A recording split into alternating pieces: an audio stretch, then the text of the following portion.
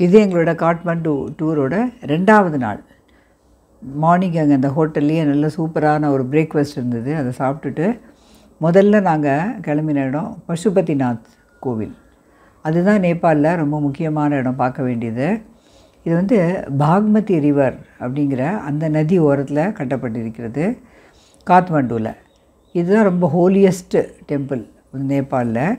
இங்கே வந்து சிவா வந்து பசுபதியா, அதாவது எல்லா அனிமல்ஸ் அண்ட் ஹியூமன் பீயிங்ஸ் எல்லாரையும் காப்பாற்றுபவராக இருப்பதால் அவருக்கு பேர் பசு. பசுனா அனிமல் மாத்திரம் இல்லை, நம்மளாம் கூட பசு தான். ஏன்னா அஜ்ஞானத்தில் நம்மளாம் உடன் இருக்கிறதால, நம்மளை எல்லாருக்கும் பதி தலைவனாக இருக்கிறதால பசுபதி.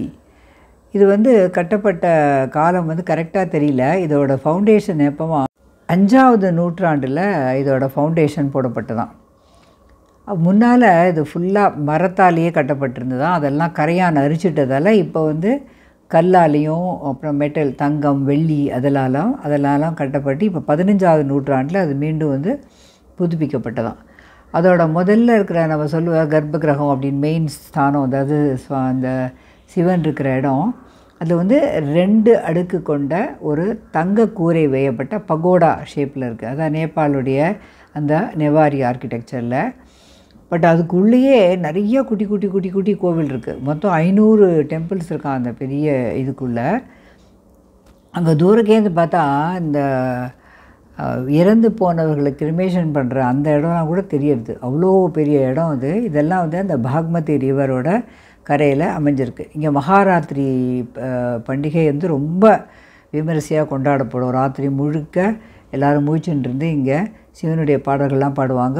ரொம்ப கூட்டம் அந்த சமயத்தில் வரும். நாங்கள் போதே திங்கக்கிழமையும் அமாவாசையும் சேர்ந்து வந்த தினத்தில் நாங்கள் முதல்ல போகிறதா இருந்தது. அப்போ சொன்னாங்க ரொம்ப கூட்டமாக இருக்கும், போகாதீங்க. அதனால் நாங்கள் திங்கக்கிழமை சந்திரகிரிக்கு போயிட்டு மறுநாளைக்கு செவ்வாய்க்கிழமை அன்றைக்கி இங்கே போனோம். அப்போது நாங்கள் 1 மணி நேரம் நிற்கும்படி இருந்தது. ஆனால் டிக்கெட்லாம் நாங்கள் வந்து வாங்கலை, அப்படியே தான் நின்னோம். இங்கே எல்லோரும் என்ன நினைக்கிறாங்க, காசியில் எப்படி மோட்சம் அப்படிங்கிற மாதிரி இங்கே வந்து இறந்து போனாங்க அவர்களுக்கு வந்து மீண்டும் பிறவி கிடையாது, அவங்களுடைய அஸ்தி வந்து அந்த பாக்மதி ரிவரில் கரைக்கப்படும் அப்படிங்கிற நம்பிக்கை இங்கேயும் நேபாளிஸ் வந்து நடுவில் இருக்குது. இந்த கோவிலுக்குள்ளே ஹிந்துஸ்க்கு மாத்திரம்தான் அனுமதி இருக்குது. வெளிநாட்டுக்காரர்களாம் வெளியிலேருந்து பார்க்கலாமே தவிர அந்த உள்ளுக்குள்ளே காம்ப்ளெக்ஸ்குள்ளே போக முடியாது. இதுவும் யுனெஸ்கோ வேர்ல்டு ஹெரிட்டேஜ் சைட்டாக 1979 1979 இது வந்து ரெக்கக்னைஸ் பண்ணப்பட்டது. இது நம்ம பாடல் பெற்ற ஸ்தலம் அப்படின்னு சொல்லுவோம்ல சிவனுக்காக, அதில் ஒரு முக்கியமான இடம் இந்த பசுபதிநாத் டெம்பிள். இது வந்து நேபாளில், அதாவது காத்மண்டில் ரொம்பவும் பழைய ஒரு ஹிந்து டெம்பிள். இந்த கோவில் இங்கே எப்படி வந்து தான் ஒரு சமயம் சிவனும் பார்வதியும் மானுடைய உருவம் எடுத்துகிட்டு இந்த பாக்மதி ரிவருடைய கிழக்கு பக்கத்தில் விளையாடிட்டு இருந்தாங்களாம். இவங்கள மேலே காணுமே கைலாசத்துலேருந்து தேடிகிட்டே வந்த தேவர்களெல்லாம் இவரை கண்டுபிடிச்சிட்டு அவங்கள வந்து அந்த கொம்பை அவங்கள பிடிச்சி இழுத்து நிறுத்திட்டாங்களாம். அப்போ நிறுத்தும்போது அவர் திரும்பி பழைய சிவனாகவும் பார்வதியாகவும் ஆயிட்டாங்களாம். ஆனால் அந்த கொம்பு கையோடு வந்துருத்தான் உடஞ்சி. அதை வந்து லிங்கமாக வந்து வழிபட்டு இருந்தாங்களாம். அப்புறம் காலப்போக்கில் அது என்னாச்சு, பூமிக்குள்ளே புதஞ்சு போய் காணா போயிட்டான். அதுக்கப்புறம் ரொம்ப நாள் கழித்து மாடு மேய்க்கிறவர்களில் ஒருத்தர் பார்த்தாராம், அவருடைய பசு தினமும் ஒரு இடத்துல போய் அப்படியே பாலை தானாகவே பொழிஞ்சதை பார்த்தாராம். அந்த இடத்த தோண்டி பார்த்தாக்க அந்த இடத்துல இந்த புனிதமான பசுபதிநாத் லிங்கம் கிடச்சிதான்.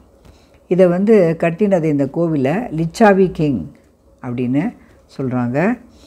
அதாவது எப்படி இருக்குன்னா, அதோடைய ஒரு ஸ்தூப்பா மாதிரி இருக்குது சின்னதாக. அதுக்கு மேலே வந்து 4 பக்கத்துலேயும் முகம் இருக்குது அதோடது. அதனால் இதுக்கு பேர் முகலிங்கம். ஏன்னா நம்ம ஊரில் இருக்கிற மாதிரியான லிங்கம் ஷேப்பில் இல்லை, எல்லா இடத்துலையும் அந்த முகம் இருக்குது. அதுக்கு கீழே ஆவுடை வந்து வெள்ளியால் இருக்குது. அதில் வந்து ஒரு வெள்ளியால் பண்ணப்பட்ட பாம்பு இருக்குது. இந்த சிவலிங்கம் வந்து அந்த லிங்கம்னு சொல்லக்கூடாது, இந்த முகலிங்கம் வந்து 1 மீட்டர் உயரம் இருக்குது. 4 முகத்துலேயும் அதோடைய ஃபேஸ் இருக்குது. அதாவது ஒன்று வந்து சத்யோஜாத்தம், வாமதேவன், அப்புறம் தத்புருஷன், அகோரன், அந்த மாதிரி அந்த முகத்தை காமிக்கிற மாதிரி இருக்குது. ஒரு முகத்துக்கிட்டேயும் ஒரு குட்டி குட்டி கை வந்து வெளிப்பட்டு அதில் ஒரு கையில் ருத்ராட்சமும், அதாவது வலது கையில், இடது கையில் ஒரு கமண்டலமும் இருக்குது. அது ரொம்ப உத்து பார்த்தா தான் தெரியும். ஏன்னா நம்மளை வந்து கர்ப்ப கிரகத்துக்குள்ளே போக விடுறதில்ல, நம்ம வெளியிலேருந்து தான் பார்க்க முடியும். அந்த முகலிங்கத்தை கிட்ட போய் நம்ம தொடுவதற்கெல்லாம் அனுமதி இல்லை. உள்ளே நுழையிற இடத்துல இதான் அந்த நுழைவு வாயில் அந்த கோயிலுக்குள்ளே எவ்வளோ பெரிய நந்தி பாருங்க. அதுக்கு தங்கத்தால் தகடு வேயப்பட்டிருக்கிறது. அந்த நந்தியோட பிருஷ்டபாகம் தான் நீங்கள் இப்போ பார்க்குறது. உள்ளுக்குள்ளே போகிறச்சே நம்ம ஃபோன் எடுத்துன்னு போகலாம், பட் ஃபோட்டோ எடுக்கக்கூடாது. இன்னொரு அதிசயமான விஷயம் நான் என்ன பார்த்தேன்னா, செக்யூரிட்டி செக்கப் அதெல்லாம் அங்கே கிடையாது இந்த கோவிலில். க்யூவில் நிற்கணும், உள்ளே போகணும், ஃபோன் எடுத்துன்னு போகலாம், ஆனால் ஃபோன் வந்து யூஸ் பண்ணக்கூடாது. ஃபோன் எடுத்து நம்ம ஃபோட்டோலாம் பிடிக்கக்கூடாது. இதான் நாங்கள் நின்றுட்டு இருந்த அந்த நீளமான க்யூ. ஒரு 1 hour ரோட்லேருந்தே ஆரம்பிக்கிறது க்யூ. அப்புறம் படிப்படியாக இறங்கி உள்ளே போயிட்டு அந்த வந்து வாசலை அடைஞ்சோம். அது வழியாக உள்ளே போயிட்டு அது உள்ளேயும் நிறையா சுற்று போக வேண்டியிருந்தது. ஏன்னா அது ரொம்ப டூரிஸ்ட் சீசனாக இப்போ நேபாளில் ஏப்ரல் மாதமெல்லாம். அதனால் நிறையா நேரம் நின்னோம். ஒரு மணி நேரம் நின்றுட்டு உள்ளே போனோம். எல்லாமே பார்த்தீங்கன்னா இதே மாதிரி சிவப்பு செங்கல்லால் தான் கட்டப்பட்டிருக்குது அங்கே இருக்கிற கட்டணமெல்லாம். அந்த படியில் நிற்கும்போது அந்த சைடில் இருந்த சுவாமிகளெல்லாம் உங்களுக்காக ஃபோட்டோ எடுத்திருக்கேன். அங்கெல்லாமும் வந்து நிறையா ஜனங்கள் நின்றுட்டு வழிபட்டுட்டு இருந்தாங்க. ஒரு சின்னதாக தண்ணி வந்து அங்கே கொட்டின்னு இருந்தது, ஒரு குழா மாதிரி ஒரு இடத்துலேருந்து. அங்கே நிறையா மூர்த்திகள் இருந்தது, அதுக்கெல்லாம் ஜனங்கள் பூஜை பண்ணிட்டு இருந்தாங்க. இதெல்லாம் நாங்கள் க்யூவில் நின்றுட்டு இருந்தப்போ அந்த நுழைவாயில் அடையிறதுக்கு முன்னால் இருந்த இடங்கள் இப்போ நீங்கள் மேலே பார்க்குறதெல்லாம். இந்த மாதிரி அங்கே எக்கச்சக்கமாக அங்கே சிவனுடைய சிலைகள் அதெல்லாம் அங்கே இருக்குது. அதை உள்ளுக்குள்ளே நம்ம தரிசனம் பண்ணிவிட்டு வெளியில் வந்த போதும் சுற்றுப்பிரகாரத்தில் நிறைய சின்ன சின்ன சன்னதிகள் இருந்தது. ஒன்றில் ஒரு பெரிய பைரவர் இருந்தார். அதுவும் சிவனுடைய ஒரு அம்சம் தானே. இந்த க்யூவில் நின்று உள்ளே போய் ஆனால் கிட்ட பார்க்க முடியாது. அந்த உள்ளுக்குள்ளே கர்ப்பகிரகத்துக்குள்ளே போகிறதுக்கு நம்மளுக்கெல்லாம் அனுமதி கிடையாது. இங்கே பூஜாரிகள்லாம் வந்து பரம்பரையாக வந்து வருது இல்லையா, அது ஒரு இன்ட்ரெஸ்டிங் விஷயம். இப்போ நீங்கள் மேலே பார்க்குறவங்க தான் அங்கே இருக்கிற அந்த ப்ரீஸ்ட்ஸ். இவங்க மாத்திரம்தான் அந்த மூலஸ்தானத்தில் இருக்கிற இந்த முகலிங்கத்தை தொட முடியும், மீதி யாரும் தொட முடியாது. இவர்களுக்கெல்லாம் பேர் பட்டுன்னு பேர். இவர்கள் எப்படி செலக்ட் பண்ணுறாங்கனாக்கா, ரொம்ப ஹைலி எஜுகேட்டட் வேதிக் திராவிட பிராமினா. இவங்கெல்லாம் கர்நாடகாலேருந்து. மீதி இருக்கிற ஹிந்து டெம்பிள் மாதிரி இது வந்து ஹெரிடிட்ரி கிடையாது. இவர்கள் என்னென்னா எல்லாருக்கும் ஒரு எக்ஸாம் மாதிரி வச்சு, அதாவது ஸ்ரீ சங்கராச்சாரிய தட்சிணமய பீட்டம் இருக்கு இல்லையா, ஸ்ருங்கேரி, ரிக்வேதத்தை வந்து முக்கியமாக கொண்டது அந்த பீட்டம். அங்கே படித்து அதுக்கப்புறம் சிவ ஆகமா அதெல்லாம் படித்து அதுக்கப்புறம் சாமவேதத்தையும் நல்லா சொல்கிறதுக்கு தெரிஞ்சுக்கணும்.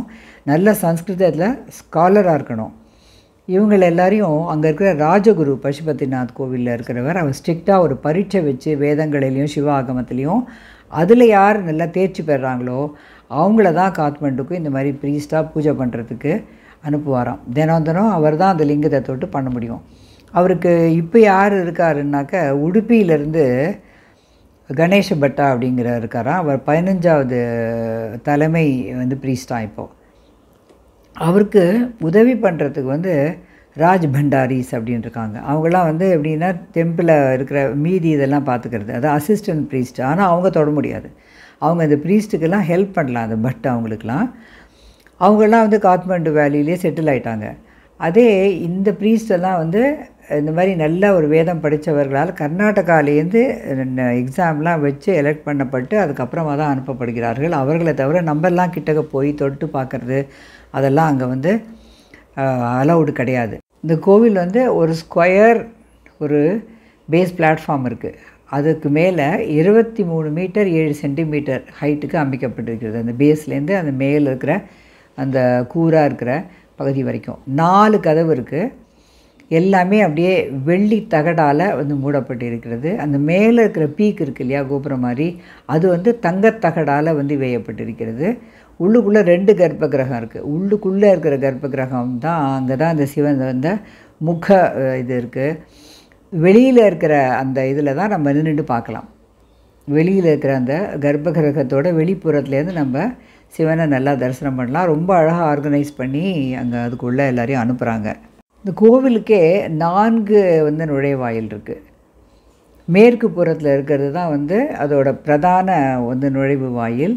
மீதி 3 வந்து எப்போயாவது பெரிய பெரிய பண்டிகைகள் போது தான் திறக்கப்படும். நாங்கள் போனப்போ நாங்கள் மேற்கு வழியாக தான் உள்ளே போனோம். அதை யார் அங்கே வந்து அந்த லைன்லாம் இது பண்ணி விட்றான்னா, armed police force of Nepal. அவங்க தான் அங்கே வந்து எல்லோரும் லைனெல்லாம் இது பண்ணி, ஆனால் ரொம்ப பொலைட்டாக பேசுகிறாங்க. அங்கே வந்து நம்ம இந்துக்களை தவிர புத்திஸ்ட் போகலாம், அதை நேபாளை சேர்ந்தவங்க, அப்புறம் திபெத்லேருந்து வர அவங்களாம் போகலாமே தவிர மீதி ஃபாரினர்ஸ்லாம் அந்த கோவிலுக்குள்ளே போகிறதுக்கு அலோடு கிடையாது. சிக்கிசம் ஃபாலோ பண்ணுறவங்களும் ஜெயினிசம் ஃபாலோ பண்ணுறாங்களா அவங்களெல்லாம் கொஞ்சம் உள்ளுக்குள்ளே விடுறாங்க. அவங்களாம் எப்படின்னாக்கா அந்த பாக்மதி ரிவர் இருக்கு இல்லையா, அந்த பக்கமாக உள்ளே வரலாம். அவங்க வந்து $10, அதாவது கிட்டத்தட்ட 1000 நேபாளி ரூபாய் அதை கொடுத்துட்டு அது உள்ளே இருக்கிற குட்டி குட்டி டெம்பிள்லாம் இருக்குது இல்லையா, அதெல்லாம் சுற்றி வரலாம்.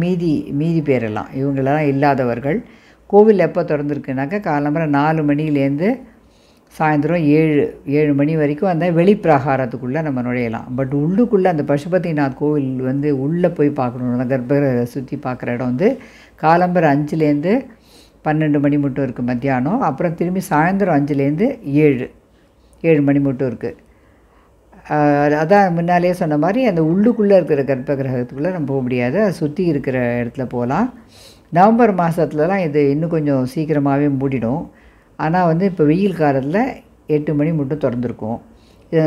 இப்போ நீங்கள் மேலே பார்க்குறது தான் அந்த பாக்மதி ரிவர். ஆனால் ரொம்ப குறுகலாக அழுக்காக தான் இருக்குது. நம்ம ஊர் கூவம் மாதிரி தான் இருந்தது, அவ்வளோ க்ளீனாக கூட இல்லை அந்த ரிவர். ஏன்னு தெரியல, ஒருவேளை வீட்டிலேருந்து வர கழிவுகள் அதெல்லாம் அங்கே வந்து சேர்றதோ என்னமோ. 2009 இந்த கோவிலுக்கு ஒரு சோதனை வந்தது. இங்கே இருந்த தலைமை ப்ரீஸ்ட் பசுபதிநாத் டெம்பிளில் இருந்தவர் வந்து ஒரு மாய்ஸ்ட் கவர்மெண்ட் இருந்தது இல்லையா நேபாளில் அந்த சமயத்தில், அவரை வந்து தலைமை பொறுப்பிலேருந்து எடுத்துகிட்டு அவர்களாகவே சில வந்து நேபாளிஸ் ப்ரீஸ்ட்டை சூஸ் பண்ணி அந்த உள்ளே இருந்த பஞ்சமுக லிங்கத்துக்கு பூஜையெல்லாம் பண்ண வச்சாங்க. அதெல்லாம் வந்து அந்த ஆகம விதிகளுக்கு சரியானது இல்லை. அதுக்கப்புறமா அதெல்லாம் அந்த ஆட்சியெல்லாம் முடிஞ்சு இப்போ வந்து நல்ல வேதம் படித்த அவர்கள் தான் அந்த இடத்துல பூஜை பண்ணுறாங்க. இங்கே வந்து பசுபதிநாத் ஏரியா டெவலப்மெண்ட் ட்ரஸ்ட்டுன்னு ஒன்று இருக்குது. அவர்களுக்கு தான் யாரை உள்ளே அனுமதிக்கலாம் அனுமதிக்கக்கூடாது அப்படிங்கிற உரிமை அவர்கள் கையில் தான் இருக்குது.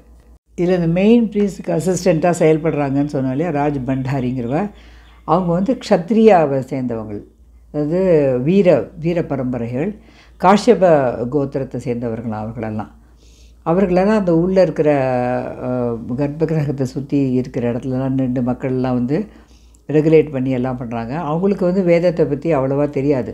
அவங்களோட வேலை என்னன்னாக்கா மெயின் ப்ரீஸ்ட்டுக்கு எல்லாத்தையும் எடுத்து கொடுக்கறது, அப்புறம் அங்கே வந்து வர க்ரௌடெல்லாம் கண்ட்ரோல் பண்ணுறது, அதெல்லாம் அவங்க வந்து அந்த லிங்கத்தை தொடுறதுக்கான அனுமதி அவங்களுக்கு கிடையாது. இப்படி ஒரு அற்புதமான பசுபதிநாத் கோவிலில் நல்ல தரிசனம் கிடச்சிது. அங்கே இருக்கிற சுற்றி இருக்கிற பிரகாரங்களில் இருக்கிற சன்னதிகள்லாம் பார்த்து நாங்கள் நல்லா தரிசனம் பண்ணினோம். ஆனால் அதெல்லாம் ஃபோட்டோ எடுக்கிறதுக்கான அனுமதி கிடையாது, அதனால் உங்களுக்கு காமிக்க முடியல. அதுலேருந்து வெளியில் வந்து அதுக்கப்புறம் நாங்கள் எங்கே போனோங்கிறத என்னோடய அடுத்த வீடியோவில் காமிக்கிறேன். தேங்க்ஸ் ஃபார் வாட்சிங் மை ட்ராவல் வீடியோ. வாழ்க வளமுடன். மகாபெரிவா சரணம்.